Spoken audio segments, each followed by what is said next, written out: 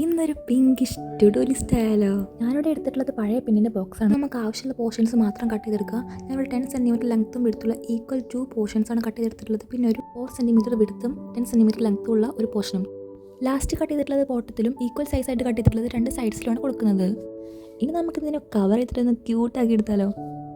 അതിനുവേണ്ടി ഞാനിവിടെ ഒരു A4 ഷീറ്റ് എടുത്തിട്ട് പിങ്ക് ഗ്രിഡ് ലൈൻസാണ് ഇട്ട് കൊടുക്കുന്നത്. ഇനി നമ്മളിതുപോലെ കവർ ചെയ്ത പേപ്പറിലൊന്ന് സ്റ്റിക്ക് ചെയ്തെടുക്കുക.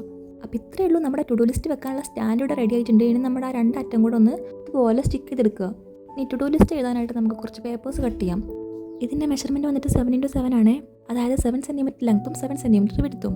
ഇനി നമുക്കിതൊന്ന് ക്യൂട്ടാക്കി എടുക്കാൻ വേണ്ടിയിട്ട് കുറച്ച് പിങ്ക് ലൈൻസും കൂടെ ഇതുപോലെ ഇട്ട് കൊടുത്തിട്ട് ഒരു ബോവും കൂടെ വരച്ചെടുക്കാം. നമ്മുടെ കളർ തീമിന് മാച്ച് ആക്കിയിട്ട് ആ ഉടനെ ക്ലിപ്പിലും കൂടെ ഒരു ഹേർട്ട് ഷേപ്പ് പിടിച്ചു കൊടുത്തിട്ടുണ്ട്. അത് ഞാനിവിടെ ഇൻക്ലൂഡ് ആക്കിയിട്ടില്ല. അപ്പോൾ ഇത്രയേ ഉള്ളൂ, നിങ്ങളെല്ലാവരും ട്രൈ ചെയ്ത് നോക്കുക. ഇനിയും അതുപോലെ ഡെസ്ക് ഡെക്കറേറ്റീവ്സ് ഒക്കെ വേണമെന്നുണ്ടെങ്കിൽ കമൻറ്റ് ചെയ്യുക. അപ്പോൾ വീഡിയോ ഇഷ്ടപ്പെട്ടിട്ടുണ്ടെങ്കിൽ എല്ലാവരും ലൈക്ക് ചെയ്യുക, ഷെയർ ചെയ്യുക, സബ്സ്ക്രൈബ് ചെയ്യുക.